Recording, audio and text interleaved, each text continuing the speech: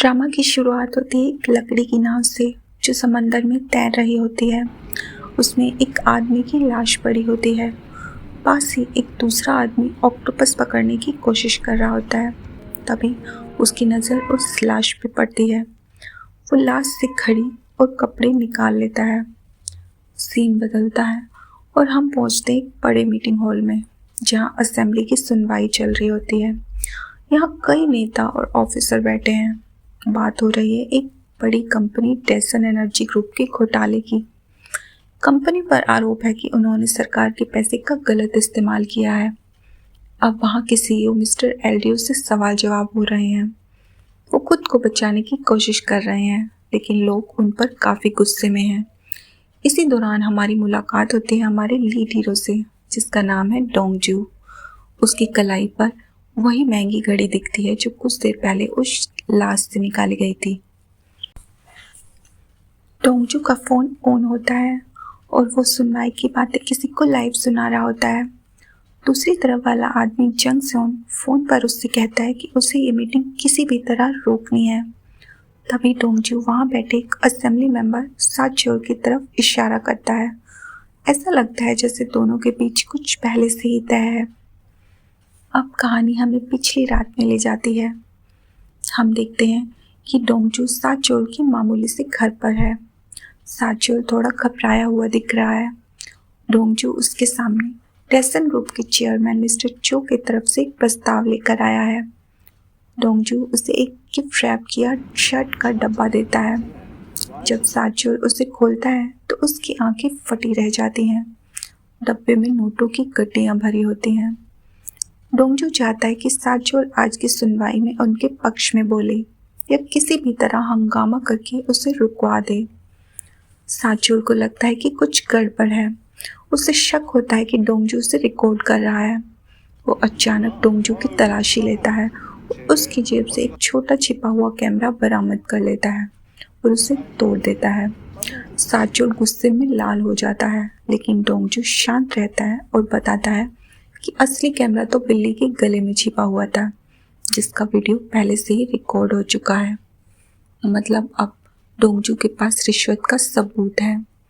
अब डोंगजू साचोल को ब्लैकमेल करता है और उससे एक पेपर पर साइन करवा लेता है। अगली सुबह जब असेंबली की मीटिंग चल रही होती है, साचोल अपनी सीट से अचानक उठता है और अजीबोगरीब हरकत करने लगता है। बिना किसी तुक्के वो चिल्लाने लगता है।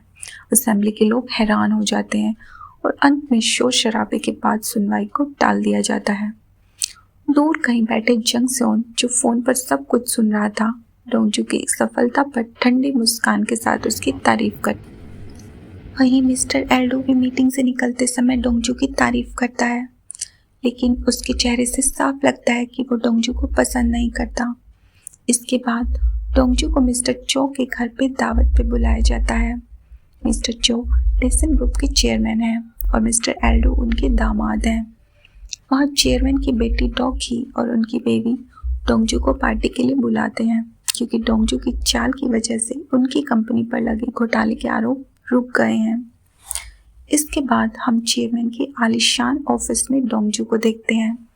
वो चेयरमैन मिस्टर चो के निजी लॉकर को खोलकर एक खास तरह की सोजू की बोतल निकालता है।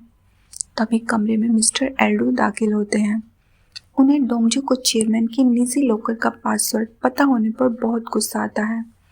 एल्डो को अंदर तक ये बात कचोटती है कि चेयरमैन अपने दामाद और इतने बड़े पद पर होने के बावजूद उनसे ज़्यादा एक साधारण डायरेक्टर डोंगजू पर भरोसा करते हैं।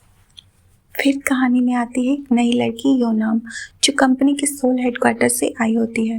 वो डोंगजू से मिलती है और बताती है कि वो पहले भी एक बार मिले थे, जब उसने एक रिपोर्ट में गलती की थी और डोंगजू ने उसे पकड़ लिया था। अगले सीन में डोंगजू और उसका बॉस जंग सेओन एक प्लान पर बात कर रहे होते हैं कि उनकी कंपनी और दूसरी कंपनी यूसुंग केमिकल अब एक साथ जुड़ने वाली है, जिससे उनका पावर और बढ़ जाएगा। डोंगजू घर लौटता है और हमें पता चलता है कि उसकी गर्लफ्रेंड कोई और नहीं, योनाम ही है। दोनों एक दूसरे से बहुत प्यार करते हैं, लेकिन ऑफिस में ऐसे दिखाते हैं जैसे वो एक दूसरे को जानते ही नहीं। वो एक दूसरे के साथ प्यार भरा वक्त गुजारते हैं। तभी एक कॉल आता है कि चेयरमैन की पोती की शादी हो रही है और डोंगजू को उसकी सारी तैयारियां करनी है। डोंगजू को ये शादी अंदर से चुभती है क्योंकि पहले वो खुद चेयरमैन की पोती से शादी करना चाहता था ताकि कंपनी में अपनी जगह पक्की कर सके, लेकिन यूनाम की वजह से उसने अपना इरादा बदल दिया था। अगले दिन चेयरमैन की दूसरी बेटी क्यूकी आती है और डोंगजू से कहती है कि वो उसके साथ मिल जाए क्योंकि उसे भी पता चल गया है कि डेसन और यूसुम एक साथ हो रहे हैं। अगले दिन चेयरमैन डोंगजू से कहते हैं कि वो चाहते हैं मिस्टर एल्डू को वाइस चेयरमैन बना दे और कहते हैं भले ही वो बेटा नहीं दामाद है पर कंपनी किसी बाहर वाले की बजाय करीबी के ही हवाले करेंगे। डोंगजू इस फैसले से खुश नहीं होता लेकिन मान जाता है। डोंगजू का बॉस जियोन इस फैसले से नाराज होता है तो डोंगजू कहता है कि अगर चेयरमैन की बेटी गो की कंपनी नहीं चला पाई तो हम दोनों एक दूसरे को उस पद के लिए रिकमेंड कर सकते हैं। अगले सीन में डोंगजू और यूनाम बाथटब में होते हैं। यूनाम पूछती है अगर हम अलग हो गए तो? डोंगजू कहता है तुम ना रही तो मैं किसी से शादी नहीं करूँगा। यूनाम गुस्से में किसी से फ़ोन पे कहती है कि वो अपने फैसले से पीछे नहीं हटेगी।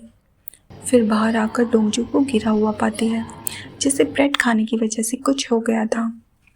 यूनाम उसे अस्पताल ले जाती है। होश आते ही यूनाम उससे माफ़ी मांगती है कि वो दालचीनी वाली ब्रेड खरीद लाई जिससे उसे एलर्जी है। अगली सुबह यूनाम गायब होती है। डोंगजू सोचता है कि वो जॉगिंग पर गई होगी। वो उसे टेक्स्ट छोड़ता है कि उसे अभी चेयरमैन की पोती की शादी में जाना है और रात को आकर हम एक स्पेशल डिनर करेंगे।